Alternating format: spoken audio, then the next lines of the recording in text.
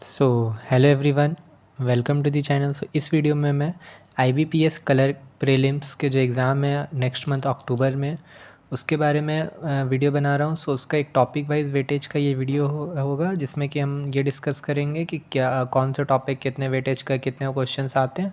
सो उससे आपको ये हेल्प मिलेगा कि लास्ट के जितने भी दिन आप लोगों के पास बचे हैं तो उस हिसाब से आप अपने उस पर्टिकुलर टॉपिक को और अच्छे से प्रिपेयर कर सकते हैं।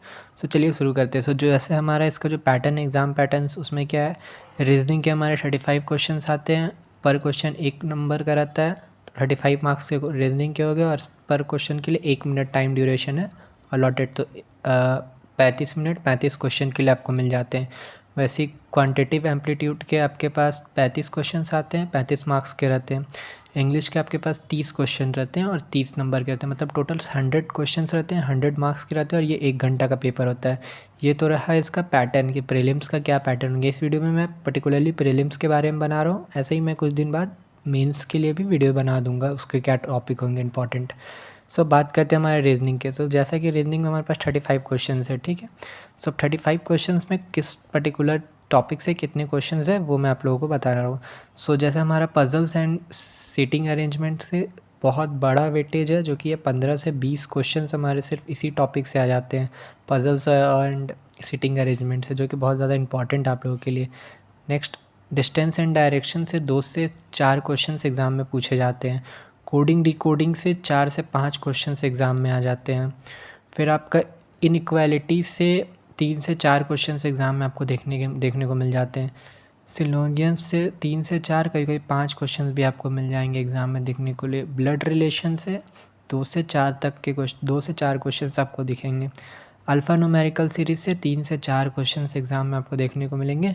नंबर्स लेटर सीरीज़, नंबर्स और लेटर सीरीज़ जो है उसमें से 4 से 5 क्वेश्चन आपको एग्ज़ाम में दिख जाएंगे। ऑर्डर और रैंकिंग से 2 से 3 क्वेश्चन दिखेंगे आपको एग्ज़ाम में। और मिसलेनियस मतलब ओवरऑल आपको सारे टॉपिक से मिला के 3 से 4 क्वेश्चन आपको मिलेंगे। सो ये जो रीजनिंग का पोर्शन है, ये सारे टॉपिक से मिला के आपको 35 क्वेश्चन मिलेंगे और ये सारे टॉपिक बहुत ज़्यादा इंपॉर्टेंट है। और इसमें पर्टिकुलरली कुछ टॉपिक का तो वेटेज बहुत ही ज़्यादा है, जैसे मैंने आपको बताया पजल्स एंड सीटिंग अरेंजमेंट, फिर आपका ब्लड रिलेशंस हो गया, फिर आपका इनइक्वालिटीज़ हो गया, कोडिंग डिकोडिंग हो गया। सो ये सब आपको अच्छे से प्रिपेयर करना होगा। अब बात करते हैं क्वांटिटिव एम्पलीट्यूड। तो क्वांटिटिव एम्पलीट्यूड के भी हमारे पास 35 क्वेश्चन एग्जाम में पूछे जाते हैं। सो इसमें डाटा इंटरप्रिटेशन से 5 से 10 क्वेश्चन रहते हैं। ये हर साल वेरी करता है, 5 से 10 के बीच में नंबर ऑफ़ क्वेश्चन पूछे जाते हैं। ये ऊपर नीचे भी हो सकता है, मतलब 1-2 क्वेश्चन कोई टॉपिक में ज़्यादा पूछ लिए, किसी में कम पूछ लिए, वो वेरी हो सकता है exam to exam. Simplifications and approximation से 12 से 15 क्वेश्चन पूछे जाते हैं, जिसका वेटेज सबसे ज़्यादा है, इसका ही वेटेज बहुत अच्छा है।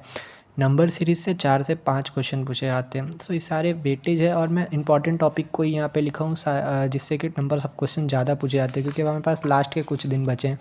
सो लास्ट के दिनों में सारे सिलेबस को करने से अच्छा होता है कि आप उस सिलेबस को सबसे पहले कीजिए और उस पर अच्छा पकड़ बनाइए, जिसमें से नंबर ऑफ़ क्वेश्चन ज़्यादा आते हैं, क्योंकि आपको सिलेक्शन लेना है ना। सो इस वजह से ये सारे वो इंपॉर्टेंट टॉपिक हैं जो मैं आप लोगों को बता रहा हूँ।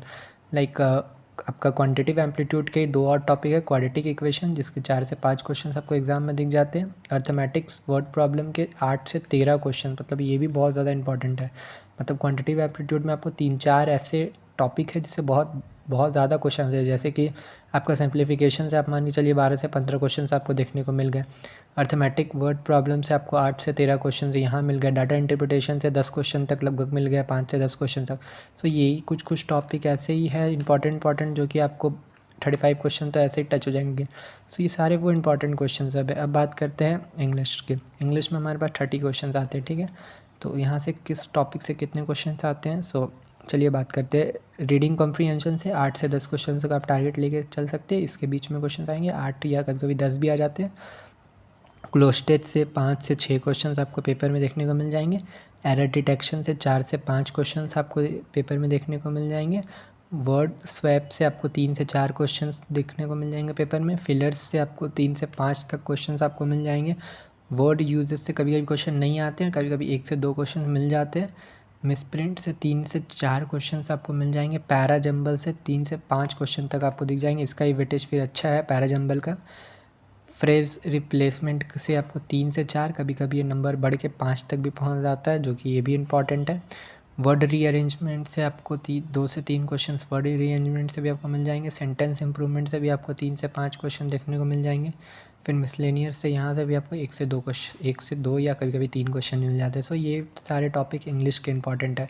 सो इस वीडियो में मैं यही आप लोगों को बताने की कोशिश किया कि हमारा जो IBPS क्लर्क का एग्ज़ाम है प्री का, उसमें जो भी हमारे 3 सब्जेक्ट है लाइक इंग्लिश, रीजनिंग, क्वान्टिटेटिव या एम्पलीट्यूड, सो उसमें से किस टॉपिक के कितने वेटेज है, सो इस हिसाब से आप अपने लास्ट के दिनों को और यूज़फुल बना सकते हैं। बात करते हैं इंपॉर्टेंट की, क्या क्या है इंपॉर्टेंट की।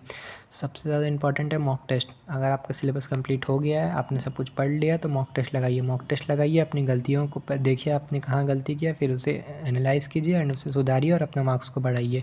सो मॉक टेस्ट बहुत ज़्यादा इंपॉर्टेंट है। PYQ, पिछले ईयर्स के क्वेश्चंस पेपर को निकालिए, उसे देखिए, एनालाइज़ कीजिए, तो आपको ये ओवरऑल समझ में आया कि आपको और कितना मेहनत करना और कैसे करना। और PYQ करके आप अपना रिवीजन भी PYQ के थ्रू भी कर सकते हैं बहुत अच्छा से।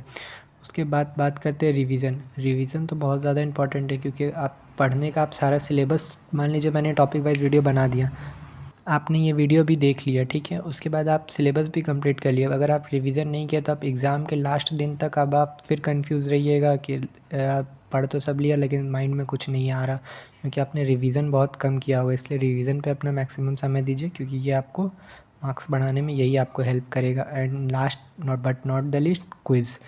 वो टॉपिक जो आपको वीक लगी, ये सारे टॉपिक वाइज में इंपॉर्टेंट, ये सारे इंपॉर्टेंट टॉपिक वाइज वेटेज, इसमें जो भी इस वीडियो में मैंने जो भी टॉपिक्स आप लोगों के साथ डिस्कस किया है पर्टिकुलर सब्जेक्ट के, वो मोस्ट इंपॉर्टेंट है, जो कि एग्ज़ाम में से हर पिछले 5 साल का मैं वीडियो को एनालाइज़ करने के बाद, क्वेश्चंस को एनालाइज़ करने के बाद मैं वीडियो बना रहा हूँ। सो इसमें वो सारे टॉपिक्स हैं जो आपको इंपॉर्टेंट है, मैंने उन्हीं को छाँट के लिखा है। सो ये आपको बहुत हेल्पफुल करेगा वीडियो। और जो भी आपको, मान लीजिए क्विज़ेस का मैं बोल रहा था ना, तो जो भी टॉपिक आपको लगे कि आपको नहीं आ रहा है या पर्टिकुलर टॉपिक में आपको दिक्कत हो रहा है किसी भी सब्जेक्ट में, आप उस पर्टिकुलर टॉपिक का क्विज़ टाइप फॉर्मेट में आप प्रैक्टिस कर सकते हैं। सो इस तरीके से आप अपनी लास्ट के दिनों को और यूज़फुल बना सकते हैं। सो होप सो आपको ये वीडियो पसंद आया होगा। सो ऐसे ही वीडियोज़ के लिए चैनल पर बने रहिए एंड सब्सक्राइब दी चैनल, क्योंकि मैं ऐसे ही वीडियोज़ चैनल पर लाता रहूँगा। हर कॉम्पिटिटिव एग्जामिनेशन से important related topic wise weightage हुआ, या फिर क्या स्ट्रेटजी हुई, या पर्टिकुलर सब्जेक्ट को कैसे और इम्प्रूव करे, कैसे मॉक टेस्ट में मार्क्स इम्प्रूव करे वगैरह। So thank you so much and all the best for your upcoming examination.